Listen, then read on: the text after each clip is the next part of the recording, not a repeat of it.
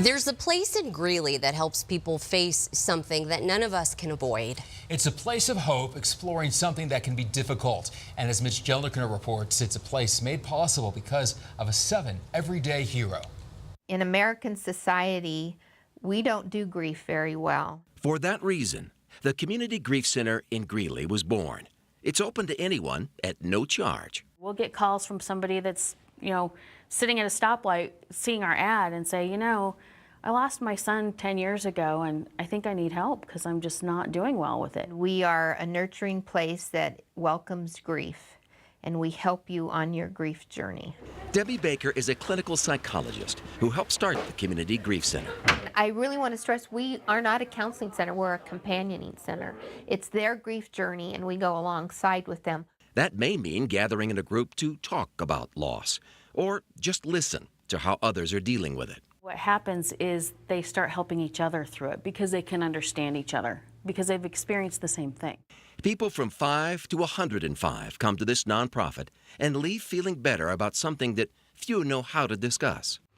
To see people walk in pain and broken, and to see them walk out not healed, but with the possibility of joy in their hearts because they've been able to talk and to begin to heal.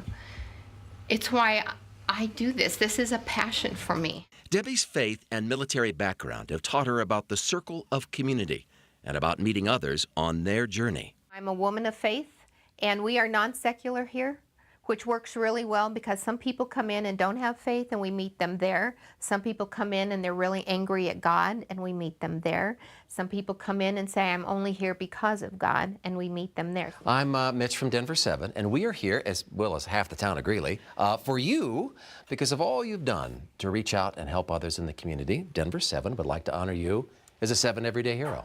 Congratulations. Thank you.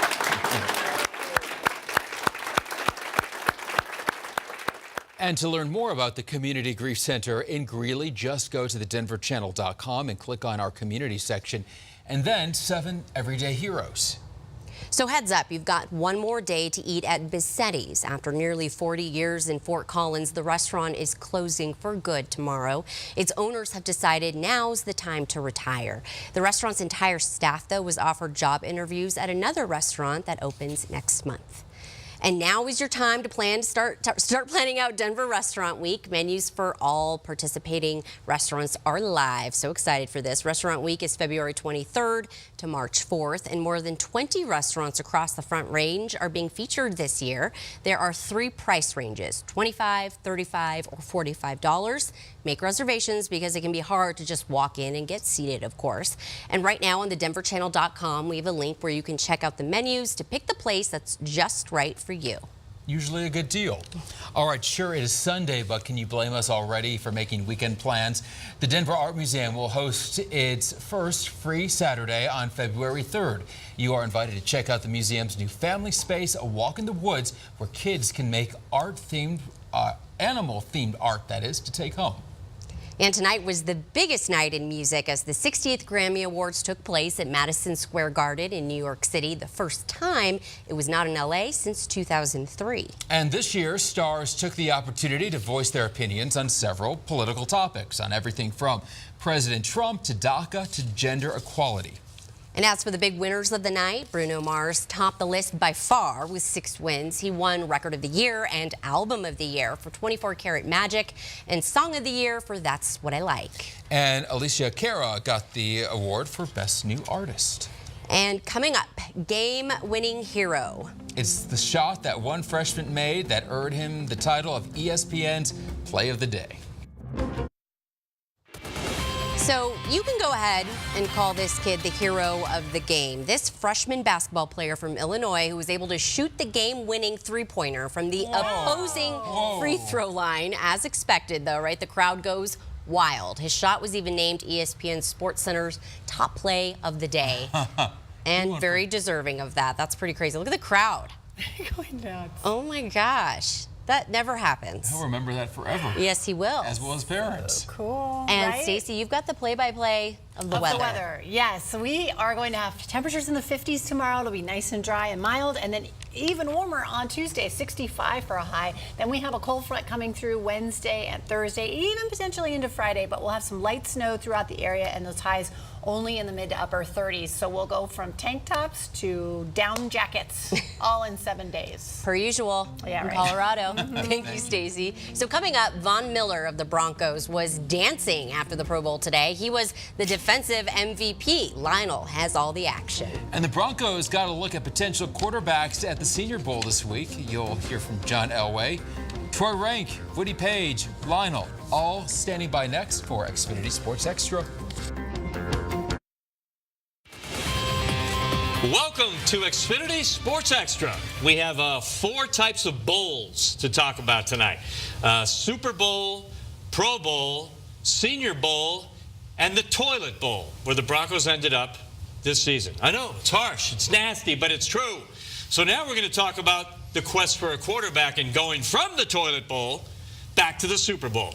As always, we present expert advice, information, insight, and opinion from Broncos insider Troy Rink and Denver sports legend Woody Page. Now, the talk with these two starts in a minute, but first let's get you caught up on today's activities. Minneapolis today, Super Bowl arrivals. The Eagles landed, Patriots in tomorrow. Wow, exciting stuff for Eagles fans and Patriots fans, maybe. The rest of us, not so much. The hard part of watching this was remembering just a couple of short years ago the Broncos landing in Northern California. And the Pro Bowl in Orlando. It's the rainy season. The hardest hits came from Drew Brees' kids today. Oh, my gosh, a pancake. These kids went at it. Drew said, hey, kids, this is the Pro Bowl. No hitting or tackling. You got that? They're not going to have us back next year if you do that again. Stop it. The Broncos didn't get the no-hit memo either. Aqib Talib, defending the pass, he knocked down a guy. Oh, no. Was that the last hit Aqib makes in a Broncos helmet? Von Miller has only one speed, lightning. Just blew up Andrew Whitworth. Got to Russell Wilson right there. Alex Smith of the Chiefs to Delaney Walker of the Titans. Touchdown AFC. Then under 2 minutes to go. Derek Carr of the Raiders to Walker. AFC took the lead 24-23. And Von sealed it. A strip sack of Jared Goff. And Von recovered it. Was he excited? Yes. He said after the game, I go all out all the time. Oh, and $64,000 for the win. That's a little bit of incentive. Von was the defensive MVP. AFC won at 24-23. Okay, guys, let's talk about quick thoughts on the Pro Bowl. Woody, you're going to go first here. Von was the MVP. He looked like one of the few guys who was going all out. And Aqib Talib, was it the last dance? Well, you're right. Quick thoughts. And I would say this about when they presented the captain of the AFC, that was Von Miller also, with the trophy, he just left it sitting there. He wanted no part of that. And $64,000 for winning, that's like $6.40 to us. If Von Miller had played against Russell Wilson in the Super Bowl, maybe there would have been, there wouldn't have been a different outcome. But Aqib, the rumors are getting more and more common that the Broncos are going to trade him. I don't know why suddenly that's a rumor when we all assume because, I mean, he makes $12 million.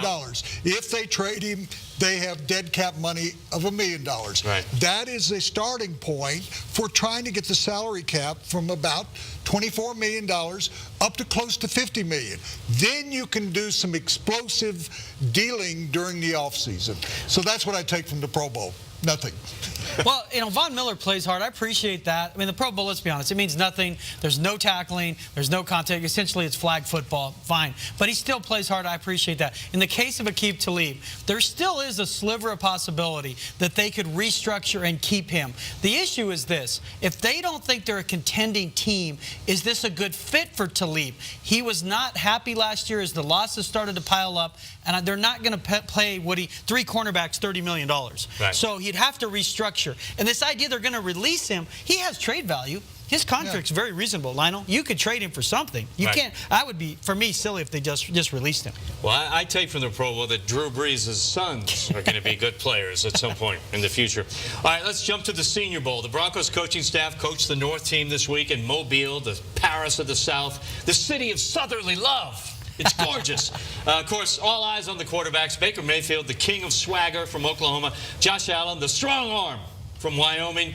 John Elway requested that Baker be placed on the North team so they could see the Heisman Trophy winner up close and personal. But Troy, you were there when John said, indirectly, of course, Broncos were not really looking to draft these quarterbacks at number 5, that free agency will be the place to find the next quarterback. There's a lot more unknowns going into the draft than there is in free agency, and so we'll look at all the holes that we do have, see what's available, and also how everything fits with what we want to do, the value that's there, and so trying to manipulate everything to where we get the best bang for our buck when it comes down to cap dollars, as well as the best football team too. All right, Troy, as we said, you spent the week with the Broncos in Mobile. What were your impressions of Baker Mayfield, Josh Allen, and did they do anything to change the Broncos' minds about drafting a quarterback in the first round? Well, I think Mayfield impressed him with his confidence that you don't know when you're watching from afar. Is some of that eyewash? Do teammates really like him? They do gravitate to him. He definitely brings a confidence and swagger that the offense that the Broncos currently doesn't have. Josh Allen has one of the arms that if he were a pitcher, would he throw 100 miles per hour? You can hear the ball go by you. I mean, it is insane how strong he is. But he's not terribly accurate on crossing routes, and I'm not sure he'd be ready next year. They want Kirk Cousins. That's the guy they'd love to have. If not him, then what? Is it Alex Smith? Is it Case Keenum? But remember this, Woody. Everyone says, well, they get Kirk Cousins. The Broncos are 7-15 over their last 22 games. There's other teams that are going to be pursuing Kirk Cousins that are going to have just as strong a case.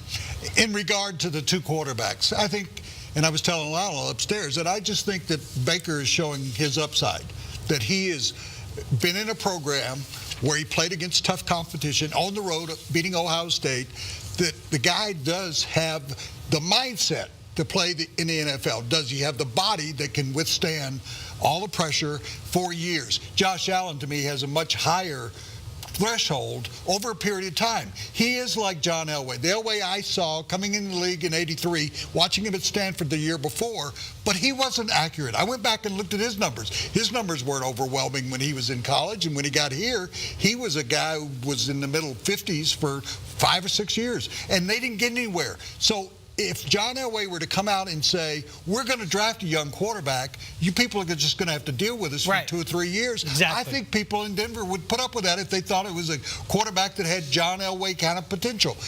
Otherwise, you've got to go get Kirk Cousins. If you don't get him, Case Keenum. If you don't get him, Josh McCown.